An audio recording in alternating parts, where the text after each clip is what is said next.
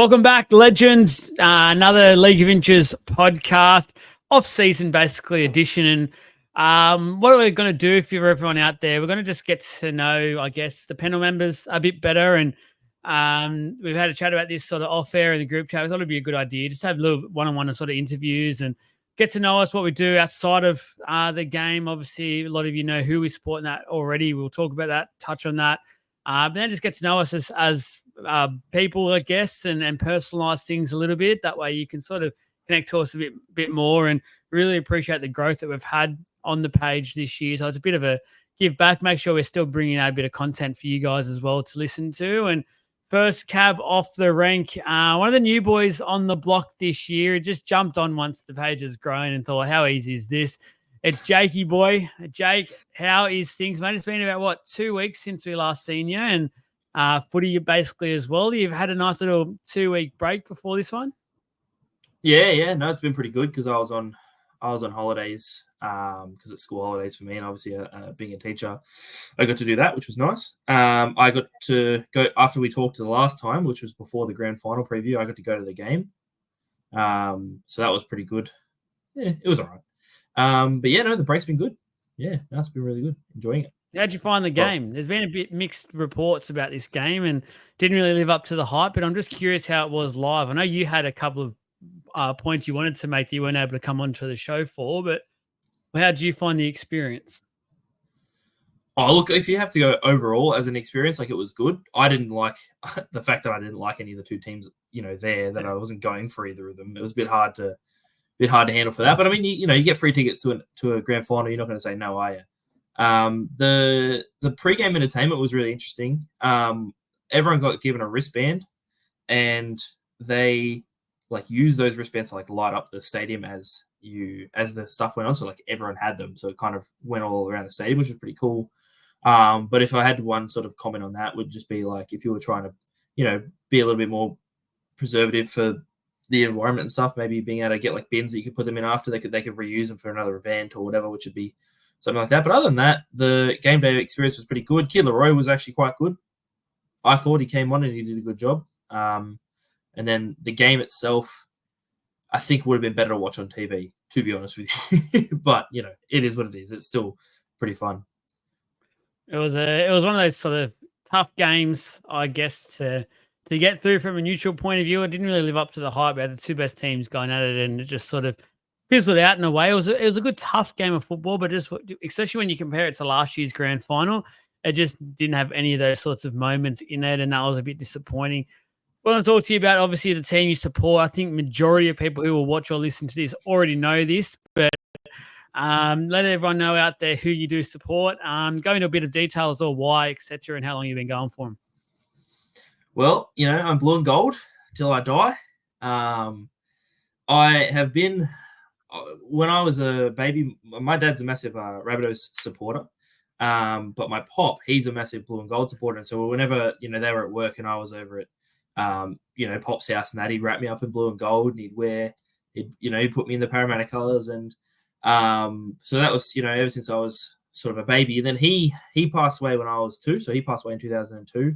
Unfortunately, just before he didn't get to see he didn't get to see us win that 2001 grand final, which, would have been really nice for him or whatever. But I don't know. I've just always sort of felt this urge to go. We didn't get to watch it either.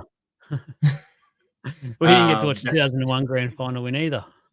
Well, yeah, that's true, because it didn't happen. Didn't. Yeah. Unfortunately. That's what I mean. I wish they got to win one for him before he passed or whatever. Yeah. But, I've always sort of felt, I suppose it could be because I've had memories of being in that blue and gold or whatever. I'm not really sure, but I've always just been drawn to Para. I've never even remember ever considering going for anyone else. I've just always felt like I've gone for Para. I don't even remember a time where I even, thought about anything else. So that's sort of the main reason why. And, we've gone through, I feel like at the same time, we've gone through such crap for so long. That's all I sort of known. So I feel like if I ever jump ship, which I won't, but if I ever jump ship and then we won, it would be like, why did I suffer all that time? You know what I mean? I'd never ever jump ship in my entire life. I'm not that type of supporter. I'll never wear an enemy's colours, Mate, I'm with you there. I can't be seen dead in any of those other colours. What about, and shout out to you, Hayden. I know you'll be listening to this one, brother. So shout out to you. What about what about your greatest memories supporting the Parramatta area so far? So you're a 2000 baby, putting those two and two together there. That's something in itself. But got any moments that stick out supporting the Parramatta Eels? Yeah, well, I've sort of got a few, but I'd say my top three, if I had to go with the top three, I'm not in any particular order, not one, two, three, just my top three that I remember. Nathan Highmarsh kicking his final goal off sand because he was my favorite player at the time, and I just thought that was mad. It wasn't even that easy of a kick. Like he hooked it in, and it was real nice, and I just was glad that he got to do that in his final game, which was really cool sort of moment. When I was watching that, I was 11 when I saw that happen. That was pretty cool. Then there was the Broncos thrashing, where we thrashed the Broncos in that semi-final. That one was just a heart warmer because I was there. I was in that front row. The big Sevo chant was going back when he, ran a little harder than a cat, which was nice at the time.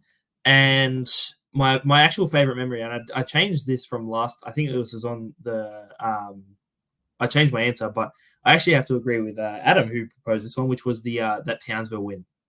That Townsville win was probably the best memory I've ever had of Parramatta, because that just afterwards I just was running around the room. I couldn't stop. I had so much energy, and I had pre-booked because I had so much faith in us. I had pre-booked grand final tickets, so I went to that game because I'd pre-booked the week before. I've gone, yeah, 100%. We're going to go in and we're going to do a job. And we're going to get out of there, and we did. So, yeah, mate, brilliant stuff. And top three. Yeah, it was one of those games where I was sort of the same edge of my seat that last 10 or so minutes. Felt like we defended our line for most of that time. And yeah, I was running around sort of and almost in tears myself. It was a big sort of moment. And then, yeah, I kind of wishing away the grand final never happened, but we won't talk about that. That was our grand final. That was our grand final.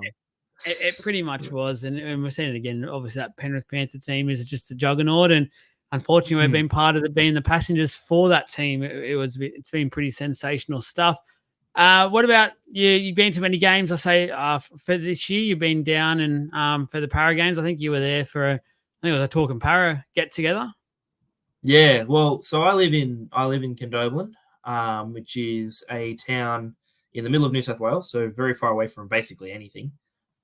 Which makes it pretty difficult for me to be able to get to games because I'll have to fly over there, and it usually costs a fair bit of money to get over. So I sort of only go on the special occasions. Obviously, that I met you guys at that Magic Round game. That was, I think, the first game I'd gone to this season, just because it's been so hard for me to get to other games and stuff like that. I went to the Talking Para one against the Dragons, which was really good, and I also went to the last game, the Spoon Bowl against the Tigers.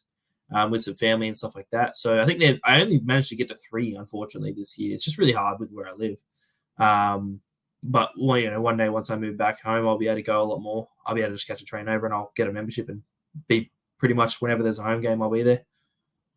One of the final sort of things I'll talk about with the footy side of things before we move on to you on a personal level. Obviously, a lot's going on with your club at the moment, the Eels, and the off the field stuff, which seems to never go away. What are your thoughts around it? Obviously, there's been a lot come out today, the day of recording, about an EGM and the ticket, who's actually part of that ticket that's being run, and Roy Spagnola's all over it. But what are your thoughts around it? Oh, look, I mean, I think Roy Spagnola can get his sticky fingers away from our club. I think he just needs to go away, and that'd be fantastic. In terms of the changes that I think are going to happen, sort of what I've been sort of seeing and, the Gutho controversies and stuff, I love Gutho. You know that. I think he's such a heart and soul player, and he's so fantastic. But I actually think that the club's doing right by him. A lot of people are reporting that they're not with that sort of change. A lot of people are going, a lot of people are saying that they're absolutely going, they're doing the wrong thing and whatnot. But I personally believe that they're giving him a bit of respect by saying, we aren't going to re-sign you past next year. They've made that clear to him, and I think that's, respectful. And they've said, if you can get a deal, like a bigger deal, because this is going to be one of your last big paychecks you can kind of get. If you can get a bigger, better deal and you can go next year, we're not going to stand in your way, kind of thing. That's the way I kind of see it. And I think that it makes sense for both parties. I'd love to have him at the club while we have Iongi coming through. And, that he's obviously, then if Iongi's going to be our starting fullback and something goes wrong, we know Gutho can shoot back there because we know what he's got. And obviously I'd love to see him be able to cover that position. But at the same time, change has to happen somewhere. We need to get money from somewhere to sign players that Riles wants to sign. And he's making changes around the club. And that's what we all called for it. All year long, we called for change. Changes are happening, and it's scary now. And I think fans are starting to be a little bit, worried because so many changes are happening. That's what we've called for all season. I think that it needs to happen. And if Gutho, again, love him. I'm happy for him to stay. Fully want him to stay at the club. But if he needs to go and he gets a benefit out of it, and we do too, well, it's business at the end of the day. Yeah, 100%. And the thing is, like, I'm with you. I love Gutho 100%. Like, you can see there in those watching on YouTube, got that personalized printed by the Stoll guys, and I actually had that just delivered yesterday. And obviously with all the news happening, even if you never see him in the Eels colours again, he's just been a wonderful servant for our club and my favourite Eel since Hindmarsh. But it's actually been a lot of people out there sort of been explain incorrectly what sort of happened here, and they're going, "Oh, it's disrespectful to Gutho." It's not. It's both parties have agreed to this move, and all they've basically both agreed to is go and look at the open market, see what you can get, and then come back and we'll discuss things if you can get somewhere. And don't forget, he won't be able to play fullback next year. That's been basically guaranteed to him. He won't be a fullback next year. So if he believes he's still a good fullback, and I personally believe he's probably one of the top probably 8 fullbacks in the game still at the moment, just with how he is and how consistent he is. But where Parramatta's in a way where they're going somewhere else now, which is fair enough, they're going to let him go. And if he can get like a Dragons position and they can give him fullback for 2 to 3 years to come, that's a mutual agreement between him and the club. And they've gone, you know what, if you can get that, take it, off you go, sort of thing. So it's not disrespectful at all. If anything, it's the opposite. It's actually very respectful, and not many clubs would actually do that for their players. They'd leave and be on bad terms, and it would be all sort of in the media played out. It's been apparently done pretty well. Both players are pretty happy with it. Gutho's openly said apparently that he's happy to stay next year as well and do what needs to be done for the team. That's just him as a player. But at the same time, I feel like his body is getting quite bashed. I'd hate to see him in a forward role because I don't want to see that. I really don't. Let's talk about. I was just saying, I do want to hope. One thing is that I do hope when he does retire, he comes back and helps out around the club. Like, I hope he has a role at the club, and he should. He deserves it, absolutely. Yeah, I definitely identify him as a blue and gold player now, and that's hopefully his history and what he's got to look forward to in the future. But let's talk a bit more about you personally. What do you do? You obviously already said where you live. I don't want to know what you do exactly and stuff in terms of the actual business or whatever. But what out there? What do you do? You did mention earlier teacher, but is that for primary school? Is that for high school? What is it? Yeah, so I'm a high school teacher out here. I teach PE. So teach kids about health and physical fitness and stuff like that. I won't go too far into details about that, but I'm a teacher out here. The school we're at has roughly about 200 kids. So like I said, it's a pretty small sort of rural location. Yeah, it's very small town, but we moved out here at the start of this year. We lived nearby, like at a town across, like about an hour away, and I was doing a drive an hour 20 here and back every day for all of last year. But then a spot opened up for my fiance to come and work. So now she actually works in the same room as I do. So we've moved over here at the start of this year, and we've been here for almost a full year now. We're out here on a teaching scholarship at the moment. So we both got given a teaching scholarship from uni, and then that finishes at the end of next year. Just to be out here. So we'll see what happens after that. But yeah, no, that's what we're doing out here. Where'd you grow up? So I grew up in the Camden area. Played for the Camden Rams. James Tedesco's junior club. You taught him what to do, didn't you? I taught him everything he knows. Actually, yeah, it's true. Yeah. But yeah, no. So I grew up around the Camden area. Lived there until 2022, and then I moved to Orange after that. Again on this scholarship kind of thing, I had to go to a prac out there, and then from there moved to Parks, and then the year after that moved to Condo. So I've moved 3 times in 3 years, and this is the first year I'm not moving somewhere, and I'm really happy about that because I'm really over moving. Yeah. It's not enjoyable at all. I remember my childhood, I moved around a fair bit, and it's a pain in the ass. You don't get to build up too many friendships, and you'll sort of just keep going. But how you find the small town environment? It can be a a love-hate relationship. It's good that sort of everyone knows each other, but it can also be bad that everyone knows each other. Yeah, no, I've had no real bad experiences in terms of that. Like, I like all the people I've met around here, and it's really easy to sort of make friends in this town. It's a nice town, you know what I mean? Like, there's really good people, but yeah, like I obviously, I didn't grow up in this. Camden's not a big town, but it's not the smallest town either. Like, it's a pretty full size joint.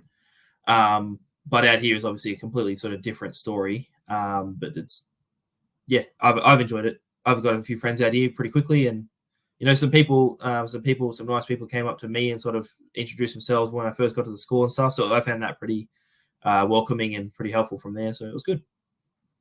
That's what you need, especially going into a new sort of area. You feel like all eyes are on you, and if no one makes that a little bit of an effort, you just feel like an outsider, an outcaster in a way. What about a bit of some passions, a bit of hobbies about yourself that might people probably don't know about you? Obviously, everyone knows the footy side of it, the teaching side of it, the professional side of it.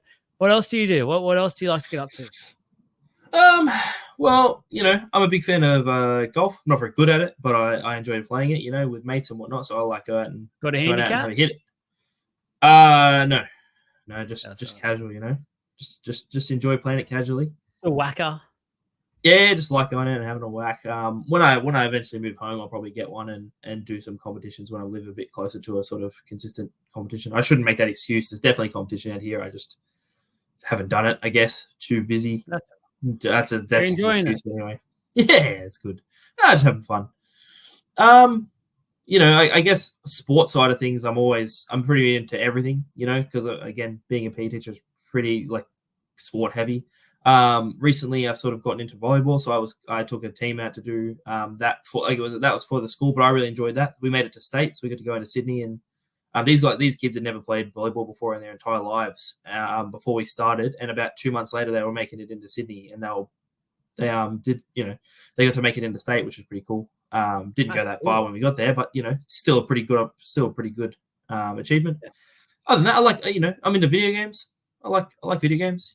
Play with some mates. It's very actually a good outlet because when I'm out here, sort of, I've got a bunch of mates still from back home, so it's a lot easier for me to be able to sort of communicate with them that way. Yeah. Call and talk about nothing. What do you play? Oh, a bit of everything. FIFA mostly. I'm a big sort of soccer FIFA guy. The new Dragon Ball game came out. I'm into that. Plus, I played a little bit of Fortnite with some friends and stuff like that as well. So, just a bit of a mix. You into that whole the Ultimate Team and things like that? Is that what you do on FIFA? Yeah, I'm pretty into it.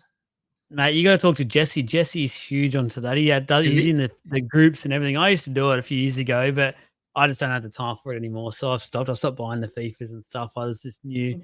I can't do it. So I had it once. I had 1 year where I was full into it. I was like buying packs and shit. Like it quickly gets you. And I just went, I'm just going to stop this and not going anywhere near it. But it is very fun and it's quite addictive. Oh, 100%. Yeah. No, I'll have a chat to Jesse about it for sure. No, that's good. I didn't know he's into it. Yeah, no, he absolutely loves it. So he will be all over that for you. The golf side of things, the hobby and stuff. What about have played any good courses? Anything that sort of sticks out to you? Like I know you're just a bit of a hacker, but is there any courses out there you recommend to go and have a whack at?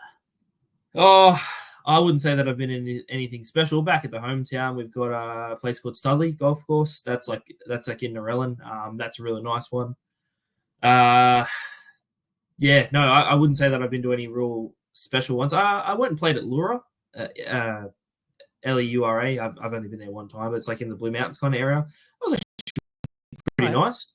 Yeah, it was a pretty nice course. Other than that, I've mostly kind of just replayed at the same places, to be honest with you. The Condo Golf Course out here is actually quite nice. It's nice and spacious, very flat, but it's not very hilly. That's all right. Actually, probably the best course I've ever played at was the Parks Golf Course when I was living there. I got a lesson or two from a guy there. And the course out there was pretty hilly, like it was pretty sort of up and downy, but it was nice as well. Like it was really well maintained. That one was probably my favorite I've played at. And I had a few good games there too. So, when you have good memories of a place, it helps. Oh, certainly. I remember playing at where was it? Mental blank or what it was bloody called now, but where is it? Island, top of North sort of Queenslandish. Drive around on buggies and stuff. I've got a mental blank here. Everyone's going to be listening to this shouting at the Morton Island. No, it's similar, but keep going up. Keep going up. Oh. You're on the right track. I know you know what I'm talking about, and we're both sitting here with mental blanks, which is going to really Hamilton? do my. Is it Hamilton? Yes, there we go, Hamilton Island, and it was. Mate, I don't even live in Queensland. I've never been there. You're all over. What's going on, mate? No, I don't, mate. It's the off season. I've relaxed a little bit. True. I'm in a food coma after a good dinner, but that's all good. Nice. I played there. You get on like a boat, you go over, get onto the course, and honestly, it's such a beautiful, beautiful course. It is. I highly recommend it, but we'll organise something. Hopefully next year we can potentially have a whack. I'll see how I'm going, how the body's holding up, and League of Inches golf day. Mate, maybe we have to do something. I feel like there's a bit happening out there in the world this day and age. So maybe a golf day can happen. Maybe time it around bloody Magic Round. So there'll be a few people up and stuff, and see what happens. It would be good fun. Anything else you get up to? Any sort of any TV shows you get into that? Watch TVs, movies, or anything like that? Yeah. My sort of, if I had to go with a favorite, it's tough, but Brooklyn Nine-Nine classic. That's my go back to show. The one I can always go back to. You ever watch Brooklyn Nine-Nine? Oh, here and there. Like I'm in the middle. I've started the series, but it's never got me yet. It's just sort of, it's in the background. I'm just doing posts and stuff, and I'll just look over. My go-to one is 2.5 Men. I always go back to that and just watch that on series repeat, really. Until Ashton Kutcher came in, but other than that, yeah. Yeah, I sit through the Ashton Kutcher. It's definitely, you can tell the difference when it's like goes down and the quality dropped. Don't mind it. Alan sort of helps make it. Yeah, we're watching some good shows at the moment. Actually, there's Alan definitely makes it. We're watching myself and my partner. We're watching a show called Chaos on Netflix. It's pretty cool. It's like a mixture between like, the real world now and like the Greek gods kind of exist, and everyone knows that they exist and stuff like that. And then there's like a whole plot and there's a whole conspiracy and stuff. It's pretty cool. That's pretty interesting. And there's another one called I'm not going to swear, but Kevin Can Get Effed, or Kevin Can F Himself. Have you heard of that one? No. So that one's pretty cool as well. It's like a sitcom, but then whenever the wife leaves the room, her name's Alison. Whenever she leaves the room away from her husband, it becomes a drama. So whenever he's not in the room, it's like a drama. It's really interesting, but I'm not going to go too into detail about that. Might have to get into that. Bit of a recommendation there by Jakey boy. Talk to me about the family side of things. You're the only child, or you got a few relatives? Siblings? What you got?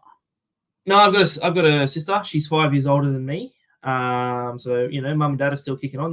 They're healthy. They're happy. I've got my sister. She's had 2 baby girls with her partner there. Uncle? They're awesome. Yeah, I'm an uncle. But it's hard because I don't get to see them as much as I'd like to. One day when I do sort of move home, I'm going to sort of make sure I make up for it and go and take them out places and be the good uncle, that I can be. I've got a fiance. We got engaged at the beginning of last year, so it's actually been a pretty long engagement already.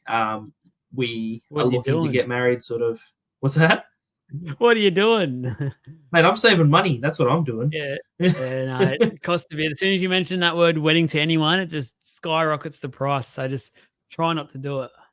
No, just say you're having a big party and I need assistance. Yeah. In a white dress. And a white dress, but not for a wedding. It's for something else, I swear. So we're looking to get married about 2, and I know it's a long time, but about 2 years from now. But we're sort of both pretty happy with that. As a timeline, so no issues there, mate. That's all you need.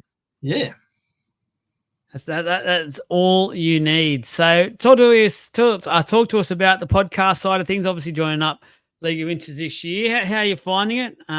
Give a bit of a behind the scenes view of it if you like. What's it living up to your hype? And obviously for those that don't know, obviously we met at Magic Round this year up at Brisbane, and you're actually there to do a Talking Para podcast, a little bit of a live after the game, I think we obviously got smashed by Melbourne and a lot of unhappy fans, and gave your honest feedback. And one thing that really stood out to me was how well you actually conducted yourself and were natural sort of speaking, really good at that sort of stuff. And not often you come across that, especially just on the spot and into it. So that stuck out to both, I know, myself and Adam straight away. And he had first hit, luckily, and I said to Adam, I'll go, mate, I've got to get him and then have a chat to him about potentially linking up with League of Inches side of things as well, and just talking general footy if he's a bit of a footy fan, which luckily you ended up being. But how are you finding things? Yeah, no, well, that was a shock, to be honest with you. First of all, you all got my name wrong. You all thought my name was Josh to start off with, which I thought was funny. The next day I see a post, and I know that you said, like, or it was Adam, I think. I was walking away and he said, I see it, Josh. And I've gone, that was a bit weird that he called me Josh. And then the next day I saw, like, on the post that you put up, can Josh that we talked to last night please message the page? And I'm like, I'm going to assume that's me because, because that's what I heard him say. And then I messaged, and then, so Adam was the first one that sort of got to me before you did in terms of that. And he was like, do you want to come and have a bit of a trial run on the Talking Para podcast? And I was like, yeah, that sounds like fun. That sounds pretty awesome. So then sort of once that happened, obviously, then you sort of like brought me along from there, kind of, want to jump on the League of Inches, which I've really enjoyed both of them. I'm really having a good time. I was dead nervous the first time I got on that Talking Para podcast. I was like sitting there like so quiet, like red faced. I'm seeing all these people like doing comments, and I'm just like, oh my god, what do I do? Should I be like talking? Should I just be sitting here quietly? Like, I don't know what to do. And then obviously that sort of I've developed sort of past that a little bit, but it's been really good. The Talking Para podcast has been it was interesting because sort of the first, we were in the middle of that bad patch. And so sort of I came into it, and it was real, it was real exciting. It was really good, and I've really enjoyed the whole season. But then there was a few there where it came a little bit hard because we sort of had lost so many in a row, and it kind of felt a little bit sort of tough in that sort of thing. So I'm hoping that sort of can fix up next time. But again, I've really enjoyed doing it anyway. But the League of Inches one as well, met a whole bunch of people I've never sort of met, or I haven't actually met any of them. I've talked to a whole bunch of people I've never talked to and stuff like that, which was really cool. When you added me into here's the behind the scenes, when you added me into that group chat, people were like chatting to each other, and I'm like, should I like message, or should I just kind of like be quiet again? And just rule like didn't know what to do. But now that I feel like I'm a bit more confident with that, so that's okay. But yeah, no, I've really enjoyed it. The whole speaking to people and being able to like know that people are listening to what I'm saying is really I've gotten more used to it. But also it helps being a teacher, because you have to do that all the time. You have to talk about things that you might not even be like, the most knowledgeable person about, but you still have to kind of present yourself with that sort of confidence. I don't know what I possibly said during Magic Round that got you guys to think that I was a good speaker, but I mean, I'm not going to be mad about it either. Like, I was like, sweet, cool. Maybe that's saying stuff about the other people more so than you. maybe I just got lucky. I was the shiniest turd. Yeah. Maybe. No, but it's I really appreciated the invite, and I hope that everyone's enjoying the content that's been put out and stuff like that. But it's really enjoyable. Mate, loving it, loving having you part of things, and I think a lot of people out there have the same views. Sort of you make it, I guess, on the page. People start recognizing you when you're featuring comments, and when you're not on like a live show, they'll comment it. And towards the back of the year, where there was once or twice where the regulars were on, they were always comments about where's Jakey boy, things like that. So definitely people are out there appreciating what you're doing and getting behind you, which is awesome to see. And definitely getting some really good feedback for you. Couple of the sort of cheesy questions, I guess, we can end on. And first one, I guess, what's your genre of music and what's your favorite song? Oh, mate. You know what the funny thing is? Kids ask me this all the time, and I just never have an answer, because I listen to the most wide variety of music ever. Like, I don't have a set genre. For ages, I listened to Panic at the Disco and stuff like that sort of genre of music. Yeah, pretty emo sort of stuff, to be honest with you. And I still listen to it sometimes to this day. Like, I just, you'll hear me in the car just screaming the longer songs and stuff like that. Not sort of screamo. I'm not as much of it into sort of screamo, but I'm into most things. Like, there's not much you can play most of the things, and I'll sing along to it. I listen to that stuff more now than I did when I was at school and it was like first out, like Panic at the Disco and stuff. I'll actually, here and there just put on like the pop punk rock sort of mix and just chuck it on when I need a bit of a pump up. And I'm like, these sorts of like songs were around when I was a kid and I just didn't listen to them. But now I'm like, oh yeah, this is pretty cool. The good thing about music, I suppose, is that it holds up. Like, you know, you could listen to something 20 years later, it can still be absolutely a banger. I actually have been listening to, I suppose if you asked me about sort of what I'm interested in before, I'm actually into Greek mythology a fair bit. Like I like sort of the Greek gods and stuff like that. Like I'm pretty interested by that. And there's this cool sort of concept album that I've been listening to. And when I say listening to, I mean like I've listened to the entire album probably once or twice a day, every day since I've found out about it. And it goes for around an hour 20. So that just keep that into sort of consideration. It's called Epic. Now, if any one of you, if anyone's watching or whatever that really likes like, and I'm not plugging it, I don't have anything to do with it, but it is a plug, I guess. If any of you like the Greek gods and like the ancient mythology and stuff like that, listen to this. It's like a musical that follows a story, like a storyline. They released it in sagas and stuff like that, and it's about like the Trojan War. Yeah, it's about like this guy like. He fights in the Trojan War, and they win. They do the whole horse, and then he's trying to like get home, and everything keeps getting in his way. He's trying to get back to his wife and his kid and stuff like that. It's a real interesting story. Random that I'm talking about this a lot, but I am. So just it's really good. It's your passion. It's your passion. I listen to it all the time. You can ask my missus; she's sick of it. She's dead set sick of hearing about it. Mate, I think people on this podcast will get sick of hearing it as well. But we might do a little bit of a special for you and. So did you get to the end of the story about what your favorite song is? Oh God, no, I didn't. Oh God, I'll be very basic. What's the main one of what's the main song? Panic at the Disco. What's that main? You know the one I'm talking about. I'm sure you do. About the wedding. Oh, I know, that. Yeah, I know what it's. I don't know what it's called, but I know the one you're talking about, and I think everyone out there that sort of knows that genre knows what you're talking about. So. I'll go with that because I just don't have a favorite song, and I know I like it, so I'll go with that song.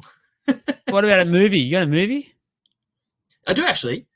The 2012 Avengers movie, the one back when they first did that big, when they first did that big collab with like Thor and like with Robert Downey Jr. and Chris Hemsworth and all that, and altogether Mark Ruffalo. The only reason I have that is my favorite movie. It probably isn't the best movie of all time or anything like that, but it's my favorite for the memory. Like I went with Dad and we were in the movies, and I remember just coming out of that movie feeling real pumped up, like it was so exciting. Like I just thought it was the best thing I'd ever seen in my life, and it still holds up. Like you go and watch it, it's still an exciting movie, and you know what I mean. Yeah. Like that's why it's my favorite, not necessarily because it's the best, but just enjoyable. Favorite food? Sushi. Love sushi. Ooh. Big sushi guy. Favorite beverage? What type of beverage? Mate, whatever you want. You take it wherever you want.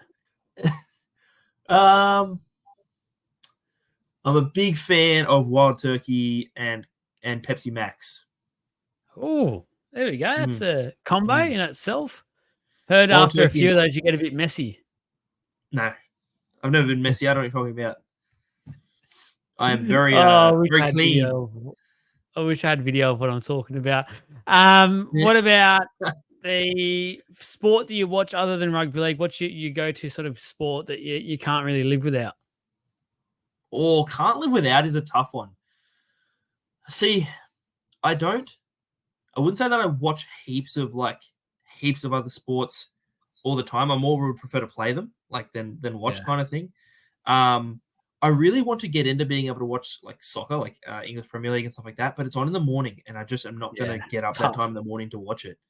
If I had to say anything, that's a really hard question for me actually, because I've realized how little sport I watch. I don't watch much sport if it's not footy. So the only one that I kind of look up videos for and stuff like that that's interesting to me is volleyball. Love watching like Olympic volleyball and stuff like that. Yeah, just fair enough. That's. I don't think anyone else would choose volleyball, so that is good. That is unique, and that is you down to a T. All right, this is the one we end on with all our interviews so far in the off season of 2024, and that is name me your touch football team. So I'm a bit of a touch football fanatic. Play a bit of touch, Terrell, and the like, and don't anymore. Obviously, retired with the body and stuff, but I want to know, so your 2 wingers, 2 links, and 2 middles. Oh, I didn't put them in positions. I could probably We'll work do that it out on the now. run. Yeah, we'll do it on the run. I'll give you the team, and then I'll put them where I reckon they'd go. So I've gone with Pappenhausen, Ponga, Reece Walsh, Mitchell Moses, Jaden Campbell, and then Jerome LOI. Oh, I goodness think me. that would be a gun squad. I don't think that's losing to anyone else's touch side that they pick. Just saying. That's a tough one because what you've got there, you got a lot of ball players. You got a lot of players that want their hands on the ball. So positions, good luck with that. I do. I look. That's the thing, though. It's a strength in and of itself because they've all got the ability to sort of play that just running and steppy role. They can have that ball playing sort of role as well. I think we'd have to go Paps on the wing. That's got to go. That's got to be there. And I think you'd probably have to say Jaden Campbell would be your other winger. Yeah, that'd be my guess there. Centers would probably be. I'm gonna say Ponga. And I'm going to say Walsh with Moses and LOI playing in middles. Actually, no. I'll go Moses and LOI in link with Ponga and Walsh playing in the middle. That'd be the way I'd do it, I reckon. Mate, that is a strong touch. I think if you rocked up on the weekend playing state titles or something and you saw those 6 you were up against, you're shitting yourself basically. So Absolutely. very, very strong side.